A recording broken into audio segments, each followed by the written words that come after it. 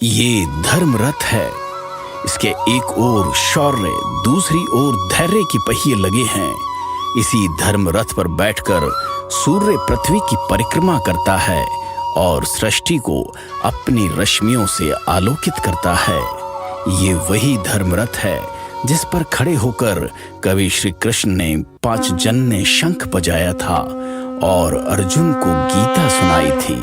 धर्म रथ जो पूरे करेगा आपके सभी मनोरथ। जहां है आस्था का ज्वार, भक्ति की बयार, नहीं रहेगी कोई इच्छा अधूरी, होगी सभी की मनोकामना पूरी। हर देवालय, हर धाम गूंज रहा है प्रभु का नाम। श्रद्धा की सच्ची कहानी, श्रद्धालुओं की जुबानी, मन्नतें मांगने को हो जाओ तैयार। धर्म रथ पर होकर सवार, कृतिका 24 आ रही है आपके द्वार। धर्म रथ सत्य की पतवार। ओम त्र्यंबकं यजामहे सुगंधिं पुष्टिवर्धनम् उर्वारुकमिव बन्धनान् मृत्युर्मुक्षीयमामृतात्। गोपेश्वर वाले से आते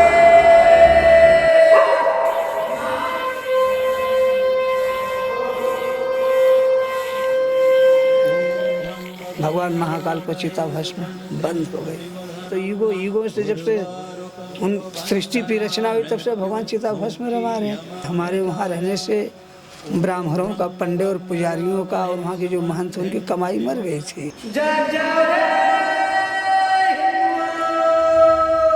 मध्य प्रदेश के मालवा में शिप्रा नदी के तट पर बस रही भारत की सबसे प्राचीन नगरी उज्जैन, महाकाल की नगरी उज्जैन। यह महान सम्राट विक्रमादित्य के राज्य की राजधानी रही है। उज्जैन को कालिदास की नगरी के नाम से भी जाना जाता है। भले ही अतीत में उज्जैन को अलग अलग नामों से जाना जाता रहा हो, लेकिन यहाँ एक चीज सदियों से स्थिर रही है, वह है बाबा महाकाल। अगर धर्म ग्रंथों की माने तो उज्जैन जीवन और मौत के चक्र को खत्म कर मोक्ष देता है।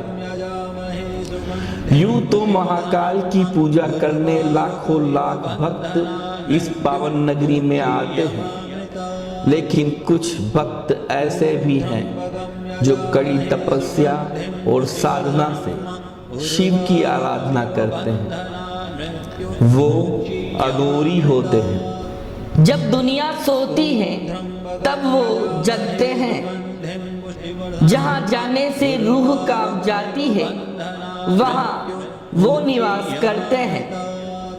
वो करते हैं जलती चिताओं के बीच शिव की उपासना। वो सिर्फ रात में करते हैं शिव की साधना। वो करते हैं चिताओं की गर्म राख से भस्म धारण।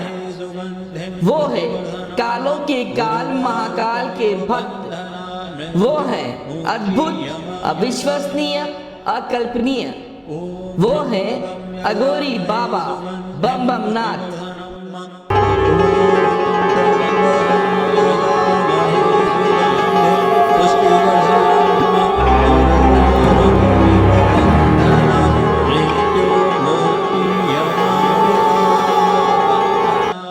झीलों की नगरी उदयपुर से जब हमने धर्म रथ की यात्रा प्रारंभ की तो यह तय कर लिया था कि महाकाल के भस्म आरती के दर्शन ही करेंगे। हमेशा से सुनते आ रहे हैं कि चिताओं की राख से महाकाल का भस्म श्रृंगार किया जाता है और वह भी अघोरी बाबा के हाथों से किया जाता है। लेकिन जब हम उज्जैन पहुंचे तो पता चला कि अब भस्म आरती के समय अघोरी नहीं आते हैं और न ही चिताओं की राख से भस्म आरती होती है। आखिर ऐसा क्यों हुआ? क्यों महाकाल की सदियों पुरानी परंपरा में बदलाव किया गया? क्यों अघोरी बाबा भस्म आरती के समय मंदिर में मौजूद नहीं रहते? ऐसे कई सवालों के हल हमें उज्जैन के एकमात्र शमशान चक्रतीर्थ में जाए बिना नहीं मिल सकते थे। अघोरियों की रहस्यमय दुनिया को करीब से देखने की जिज्ञासा भी काफी थी। उसी रात हम भी निकल पड़े चक्रतीर्थ शमशान की ओर। रात का स्याह अंधेरा, चारों तरफ से आती खौफनाक आवाजें। हमारा सामना कुछ ही समय में उस रहस्यमय दुनिया और उसकी अलौकिक शक्तियों से होने वाला था, जिसके बारे में अभी तक हमने सुन ही रखा था। घनी अंधेरी रात में हमारी आंखें सिर्फ उस मंजर को महसूस कर रही थी जो कुछ समय बाद हमारे सामने आने वाला था। हमारा कारवां धीरे धीरे उस मंजिल की ओर बढ़ चला था। जैसे जैसे हम मंजिल की ओर बढ़ रहे थे, हमारे दिल की धड़कनें तेजी से बढ़ती जा रही थी। यह वह दुनिया थी जो शमशान से शुरू होती थी और शमशान पर ही खत्म होती थी। उज्जैन के एकमात्र चक्रतीर्थ शमशान में एक अघोरी अपनी साधना में लीन था। उसकी साधना को देख हमारे रोंगटे खड़े हो गए। हमारी आंखों ने जो देखा वह अद्भुत था, अविश्वसनीय था, अकल्पनीय था। हमारे सामने जो अघोरी साधना कर रहे थे वे थे बाबा बम बम नाथ, जो सालों से अपनी कड़ी तपस्या में लीन थे। उनकी आंखों का तेज देखते ही लग गया था कि वाकई में कोई चमत्कारी शक्ति ही हमारे सामने बैठी है। सर पर बड़ी बड़ी जटाएं, लंबी दाढ़ी, चिलचिलाती धूप हो या कड़ाके की ठंड, तूफान आ जाए या आंधी चले, योगी बम बम नाथ को कोई फर्क नहीं पड़ता। धरती पर सब कुछ बदल जाए मगर नहीं बदलता तो बाबा बम बम नाथ का यह रूप। बाबा जब भस्म धारण कर अजीबो गरीब वेशभूषा में निकलते हैं तो लोग इनके करीब जाने से भी डरते हैं। शिप्रा के किनारे ये जलती चिताएं और उन चिताओं से बाबा के लिए कुछ चुनते पंडित धीरज भावसार। आखिर पंडित धीरज चिताओं से क्या उठा रहे थे? हमारे जहन में इस राज को जानने की उत्सुकता बढ़ती ही जा रही थी। मन में कई सवाल लिए हम बाबा बम बम नाथ से मिलने का इंतजार कर रहे थे। बाबा अपनी साधना खत्म कर रात में ही स्नान कर रहे थे। एक तरफ बाबा का स्नान चल रहा था तो दूसरी तरफ चिता की राख को छानने का काम पंडित धीरज भावसार कर रहे थे। बाबा बम बम नाथ स्नान करके आ जाते हैं और पोटली में रखी राख को धीरे धीरे अपने शरीर पर लगाने लगते हैं। सोचिए, जिस राख को हम छूने से भी घबराते हैं, उस राख को अपने शरीर पर बाबा धारण कर रहे थे। बाबा बम बम नाथ से जैसे जैसे हम सहज होने जा रहे थे वैसे वैसे हमें अघोरी साधुओं के तंत्र मंत्र और उपासना का असर भी दिखाई दे रहा था। चिता की आग में धू धू करता इंसान का शरीर कब राख में तब्दील हो जाता है पता ही नहीं चलता। उस राख को शायद आप छूना भी पसंद न करें, लेकिन अघोरियों को यह राख प्रसाद से ज्यादा पवित्र लगती है। हम गुमसुम और सहमे हुए उस अघोरी की साधना को अपने कैमरे में कैद कर रहे थे। सवाल काफी जहन में थे, लेकिन बाबा के आदेश नहीं मिलने तक हम चुप ही रहे। एक डमरू के नाद से सभी देवताओं को जगाते बाबा बम बम नाथ। ऐसा लग रहा था मानो सभी को आह्वान कर रहे हो कि आओ, मैं तुम्हें जगाने आया हूँ। हमने लोगों से सुन रखा था कि उज्जैन के महाकाल मंदिर में जो भस्म आरती होती है, उस आरती में चिताओं की राख चढ़ाई जाती है। आखिर महाकाल और भस्म का नया नाता है। हमने लोगों से सुन रखा था कि उज्जैन के महाकाल मंदिर में जो भस्म आरती होती है, उस आरती में चिताओं की राख चढ़ाई जाती है। आखिर महाकाल और भस्म का क्या नाता है? क्यों रोज मुंह अंधेरे भस्म आरती की जाती है? क्या भस्म आरती में लाई गई राख चिताओं की होती है? जब ये सवाल हमने बाबा बम बम नाथ से किए तो उन्होंने सारे ही रहस्यों से पर्दा उठा दिया। बाबा बम बम ऐसा है, महाकाल तो आदि अनंत है, उसके विषय में क्या बता सकता है कोई? महाकाल तो आदि अनंत है। रह गया भगवान महाकाल के भस्म के लिए, तो पहले कभी 100 वर्ष पहले भगवान महाकाल को चिता भस्म चढ़ती थी, लेकिन वक्त का समय ऐसा पलटी खाया कि वो भगवान महाकाल को चिता भस्म बंद हो गई। क्योंकि कभी हमने अब पेपर में आया था कि एक बार ऐसा समय आया कि कोई चिता ही नहीं जली और भगवान का श्रृंगार होने के लिए पंडित जी या जो भी थे महंत थे सोचने लगे करूँ तो करूँ क्या। फिर एक ब्राह्मण बालक था, बोला मैं अपनी चिता अपने शरीर को जलाता हूँ। चिता सजा कर उस पर उसने अपना शरीर का दाह संस्कार कर दिया। फिर उसी से चिता श्रृंगार, चिता भस्म से श्रृंगार हुआ भगवान का। फिर उसी वक्त से यह लोग संकल्प ले ले कि भगवान आने वाले समय में कोई अपनी औलाद को जला कर चिता भस्म नहीं बनाएगा। इसलिए आज जो भी होगा धूने के भस्म से, कंडे के भस्म से वह आपका श्रृंगार किया जाएगा। लेकिन भगवान भोलेनाथ तो आज अनंत, आज से थोड़ी चिता भस्म रमा रहे हो। तो ईगो से जब से उन सृष्टि की रचना हुई तब से भगवान चिता भस्म रमा रहे हैं। और नाथ की माने तो चिता भस्म की परंपरा सालों पहले ही बंद कर दी गई थी, क्योंकि उस दिन उज्जैन के चक्रतीर्थ शमशान में एक भी शव का अंतिम संस्कार नहीं हुआ था। तो एक बालक ने खुद को चिता पर रखा और इस दुनिया से अलविदा कह दिया।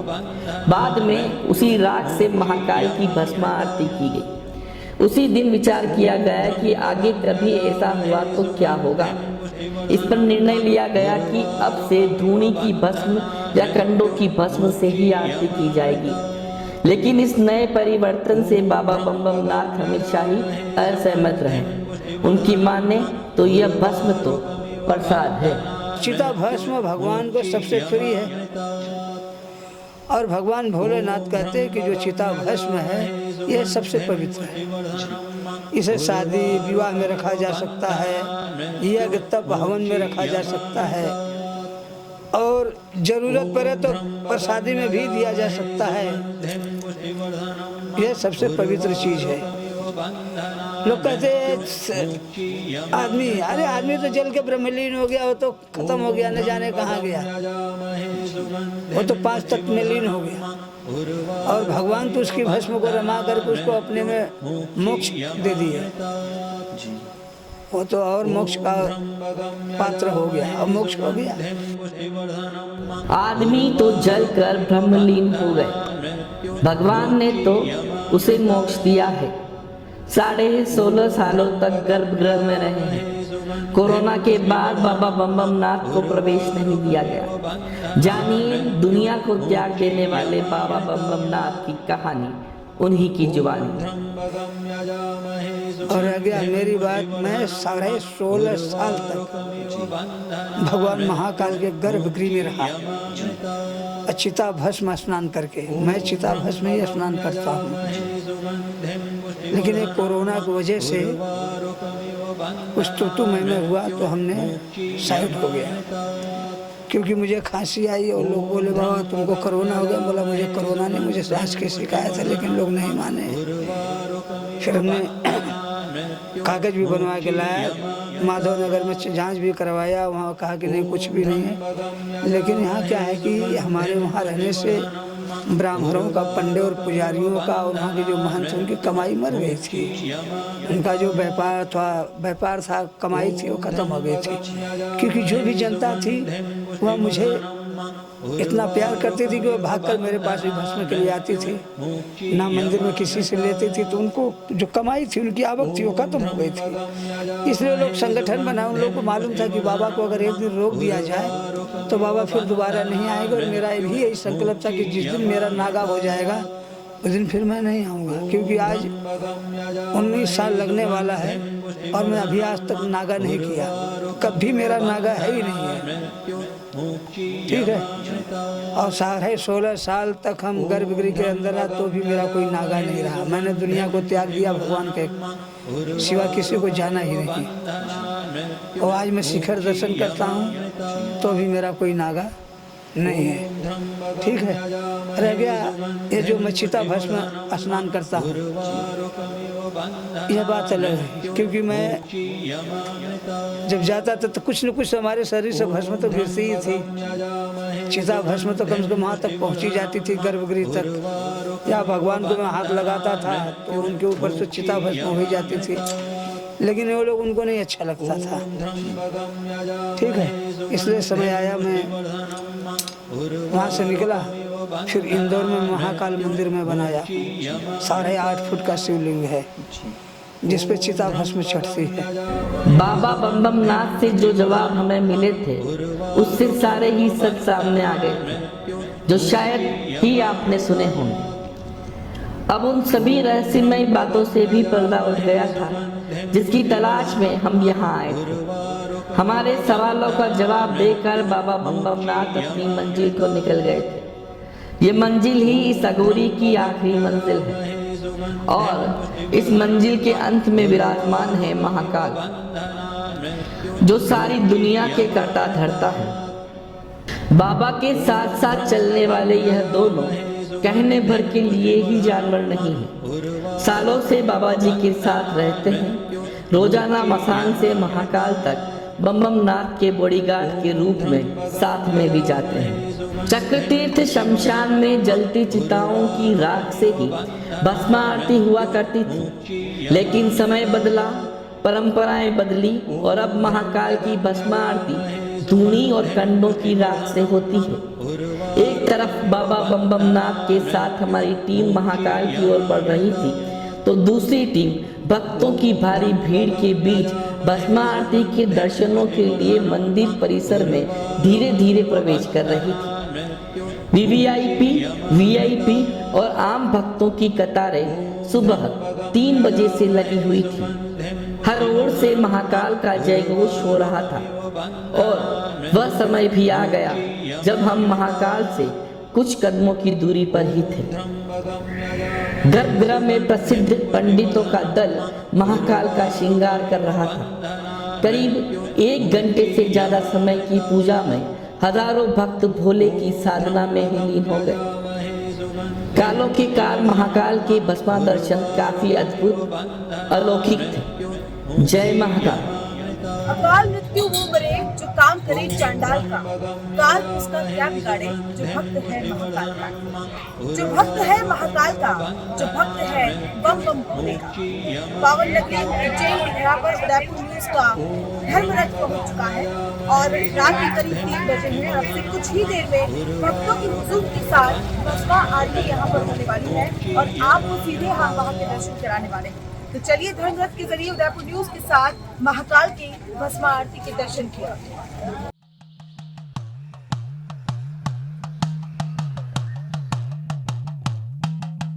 पूरब से जब सूरज निकले सिंदूरी घनछाए,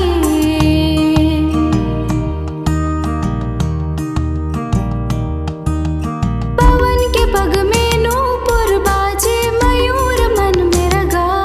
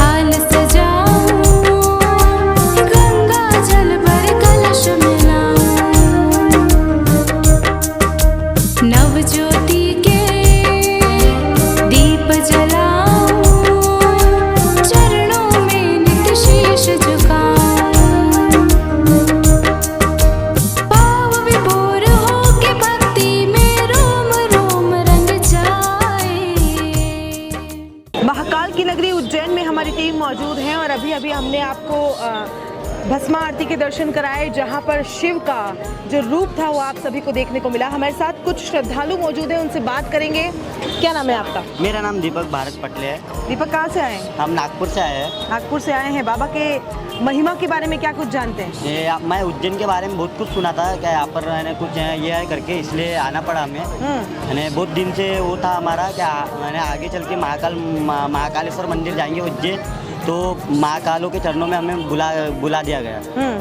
आप सभी लोग एक जैसा ड्रेसअप पहन के आए हैं। हाँ, उत्साह है बहुत है ना, जो महाकालेश्वर है जो मंदिर है, अपन ने बहुत जो नाम सुने थे अपन ने, तो बहुत अच्छा लगा यहाँ पर आने से, बहुत अच्छा महसूस हुआ। धर्म नगरी कहते हैं इसको। हाँ, कौन से मंदिर में आप घूमे? बहुत सारे मंदिर हैं, मंदिरों की नगरी कहा जाता है उज्जैन को। हाँ, ये सही बात है। अपन बहुत जगह घूमे, मतलब जैसे शिरडी, शेगांव, शनि सिंगापुर, उज्जैन, मतलब तिरुपति बालाजी, पर ये महाकालेश्वर मंदिर कुछ अलग ही है। मतलब यहाँ कुछ अच्छा ही मतलब वो होता है, फील अच्छा ही आता है। अच्छा फील आता है, पॉजिटिव, बिल्कुल अच्छा फील कर रहे हैं। हाँ। क्या नाम है आपका? विकास तुरकर। आप भी नागपुर से ही आए हैं। कैसा लग रहा है यहाँ के बाबा के दरबार में? बहुत अच्छा लग रहा है। अच्छा लग रहा है। बाबा की महिमा के बारे में क्या कुछ सुना था आपने? 12 ज्योतिर्लिंगों में से एक महत्वपूर्ण ज्योतिर्लिंग है महाकाल। क्या नाम है आपका? हरीश अगासी। कैसा लग रहा है यहाँ आके? बहुत अच्छा लग रहा है। महिमा के बारे में क्या जानते थे? बहुत कुछ जानते हैं। बहुत कुछ। अच्छा, उज्जैन में क्या क्या देखा आपने? अभी तो कुछ नहीं देखा, अभी आए हैं पहली बार। अच्छा, पहली बार ही आए हैं आप? ओके। तो ये कुछ युवा थे जो एक जैसा ड्रेसअप आपको दिख रहा है, और बाबा का जयकारा एक बार आप सभी लोग जोर से लगा दें, एक बार जोर से बोल दें, जय महाकाल। सारे ही लोग मौजूद हैं, ये युवा वर्ग मौजूद है और युवाओं में काफ़ी जोश है, काफ़ी उत्साह है बाबा के दर्शन को लेकर। और अभी ये लोग नागपुर से आए हैं और ये लोग दर्शन को जा रहे हैं। और उज्जैन जो धर्म नगरी कहा जाता है, जैसे जो शिप्रा नदी के तट पर बसा हुआ है, और शिप्रा नदी की महिमा भी यहाँ पर बहुत ही अलग है, क्योंकि 12 साल में एक बार सिंहस्थ का मेला यहाँ पर लगता है। और उज्जैन नगरी वाकई में धर्म नगरी है, मंदिरों की नगरी है, और यहाँ आने के बाद व्यक्ति को एक विशेष तरह का सुकून मिलता है। एक आत्मीय सुकून जो है वो यहाँ से बाबा के दरबार से हर व्यक्ति लेकर जाता है। उज्जैन नगरी जिसे चमत्कार की नगरी भी कहा जाता है, और महाकाल के दरबार में जो भी भक्त आता है वो यहाँ से खाली नहीं जाता। कुछ और श्रद्धालु हमारे साथ मौजूद हैं, महिलाएं हमारे साथ मौजूद हैं, उनसे बात करेंगे। कहाँ से आई हैं आप? मैं बैतूल डिस्ट्रिक्ट मुल्ताई से हूँ। क्या नाम है आपका? शीतल प्रजापति। शीतल जी, बाबा के दरबार में आके कैसा महसूस कर रहे हैं? एक अद्भुत श्रद्धा के साथ लोग यहाँ आते हैं और यहाँ बाबा के कई चमत्कार देखने मिलते हैं। ये एक फील करने वाली चीज़ है जो हमें। अच्छा, अभी जो भस्मा आरती है उसको आपने अटेंड किया? जी नहीं, मैं हमारे शाम में दर्शन हो चुके थे। अच्छा, शाम को दर्शन हो चुके थे। और उज्जैन में क्या क्या कुछ देखा आपने? अभी तो फिलहाल सिर्फ महाकाल के दर्शन किए, अब आगे। अच्छा लग रहा है? जी, बहुत अच्छा। क्या नाम है आपका? गुंजन प्रजापति। कैसा लग रहा है? बहुत अच्छा लग रहा है। उज्जैन नगरी के बारे में क्या कुछ सुना था आपने? आप यहाँ पर आई हैं, धर्म नगरी है, चमत्कारों की नगरी है, शिप्रा नदी। मेरी कई दिनों से इच्छा थी कि मैं महाकाल के दर्शन करूं। हाँ। बस इसीलिए हम यहाँ महाकाल के दर्शन कर रहे हैं। अच्छा लग रहा है? हाँ। तो ये कुछ लोग और भी हैं हमारे साथ जिनसे बात करेंगे। क्या नाम है आपका? विनय कुमार वर्मा। कहाँ से आए हैं? छत्तीसगढ़। छत्तीसगढ़ से आए हैं। कैसा लग रहा है धर्म नगरी में आके? बहुत अच्छा लग रहा है, मैं तो आते ही रहता हूँ यहाँ पे। अच्छा, क्या कुछ बाबा की महिमा के बारे में कहना चाहेंगे? क्योंकि कहते हैं कि जो भी भक्त आता है यहाँ से खाली हाथ कभी नहीं लौटता। अब मन्नत तो लेके आए हैं, आस्था है इसीलिए तो आए हैं। कहाँ कहाँ घूमे उज्जैन में? उज्जैन में अभी जो आसपास के जितने स्थान हैं सब घूम ले हैं। आज ओंकारेश्वर जाना है, यहाँ से ओंकारेश्वर की तरफ जाएंगे। ठीक है। आरती अटेंड की आपने? जी बिल्कुल। कैसा लगा? बहुत अच्छा। पहली बार देखा? नहीं, पहले भी हर देखा बार। है? हाँ, जब भी आते हैं बस आरती में शामिल होते हैं। अच्छा, कुछ और महिलाएं भी मौजूद है, बात करेंगे। क्या नाम है आपका? दिव्या वर्मा। दिव्या जी, बाबा के दरबार में आके कैसा लग रहा है? बहुत अच्छा लगा। पहली बार आई हैं आप? हाँ, पहली बार आई। पहली बार आई हैं। उज्जैन नगरी में क्या क्या देखा आपने? मैं भैरव बाबा गई थी अभी कल, और ये बड़ा गणेश मंदिर, और अभी वहाँ जाने का प्लान है। ओंकारेश्वर। हाँ जी, आप बताएं। यहाँ तो उज्जैन में बहुत अच्छा मंदिर है भैरव बाबा भी गए थे हम लोग, और उज्जैन के लिए यहीं है अपन। ओंकारेश्वर जाएंगे। अच्छा दर्शन है, भगवान की कृपा बनाए रखें, सब अच्छी मनोकामना पूर्ण होता है मैडम। जी बिल्कुल। तो धर्मरथ जो है वो उज्जैन नगरी की तरफ है हमारा, और पूरी उज्जैन नगरी के जितने भी मंदिर हैं, मंदिरों की नगरी कहा जाता है, तो जितने भी मंदिर हैं हम ज़्यादा से ज़्यादा यहाँ पर कवर करने की कोशिश कर रहे हैं। आपको धार्मिक आस्था के केंद्र बने मंदिरों से रूबरू करवाने की कोशिश कर रहे हैं। उज्जैन के बारे में क्या कुछ जानते हैं आप? उज्जैन के बारे में अपने 12 ज्योतिर्लिंग में से एक लिंग यहाँ पे आता है। उसके बाद हमें भी 400-500 किलोमीटर दूर से आए हम यहाँ पे। उसके बाद अभी हम यहाँ जाएंगे ओमकारेश्वर, वहाँ भी एक ज्योतिर्लिंग पाया जाता है। हम 400-500 किलोमीटर दूर से राधौर से ट्रेवल करके यहाँ पे आए। अभी उसी के बाद हमको जाना है भी वहाँ पे राधौर साहब महाकाल के दर्शन करेंगे। फिर यहाँ पे काल भैरव का मंदिर है, बहुत प्रसिद्ध है वहाँ पे भी दर्शन करेंगे हम। इसी के लिए आए इतना दूर से दर्शन करने के लिए, बहुत प्रसिद्ध माना जाता है यहाँ पे। सुना है, अच्छा लग रहा है। हाँ, अच्छा लग रहा है। लोगों एक पॉजिटिविटी आ रही है, पॉजिटिविटी एकदम तुम दिल से श्रद्धालुओं को दर्शन एकदम देखने को मिल रहा है। इतने भक्त वगैरह यहाँ पे सुबह से ही अभी 6:30 बजे लोगों के दर्शन, एकदम लोगों को इतना उत्साह देख के अपने अलग ही उत्साह आ रहा है कि यार भगवान का इतना दर्शन सब कुछ पाके इतना एक मन प्रफुल्लित हो जाता है कि इतना हम भी इतने दूर से आए, 400-500 किलोमीटर दूर से। उसके बाद भगवान के दर्शन करने यहाँ पे श्रद्धालुओं के दर्शन करने के बाद मन प्रफुल्लित हो जाता है, उत्साह बढ़ जाता है कि यार भगवान जी के आए हम यहाँ पे। तो सैकड़ों हजारों किलोमीटर से दूर यहाँ पर लोग बाबा के दर्शन करने को आते हैं। चमत्कारों से प्रभावित ये नगर जो है वो माना जाता है, और यहाँ पर काफ़ी सारे मंदिर हैं जिनके बारे में हर मंदिर का एक बहुत बड़ा इतिहास है, बहुत बड़ा महत्व है। और उदयपुर न्यूज़ ने भी धर्मरथ के इस एपिसोड में आपको यहाँ की धर्म नगरी की जितने भी चमत्कार हैं उनसे रूबरू करवाने की कोशिश की है। धर्मरथ का पहिया यूं ही लगातार बढ़ता रहेगा, आपको रूबरू करवाता रहेगा हमारी ऐतिहासिक धरोहरों से, धार्मिक स्थलों से और उनके चमत्कारों से, उनके इतिहास से। फिलहाल दीजिए इजाज़त, नमस्कार। ओम नमः शिवाय, ओम नमः शिवाय, ओम नमः शिवाय।